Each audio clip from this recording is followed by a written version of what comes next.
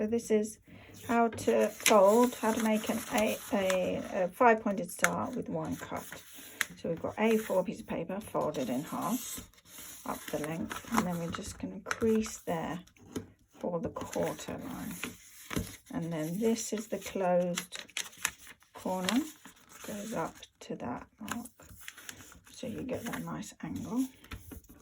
This is going to fold in tight along that line, and then the top one's going to fold tight along there as well. So we've got this nice kind of cone here. Okay, and then you're going to cut from low down on this side to about there on the left side, and that's the one cut. Cut through all the layers. I've got a bit ripped there. Unfold, and there's your 5-pointed star. That's the rip. Da, da, da.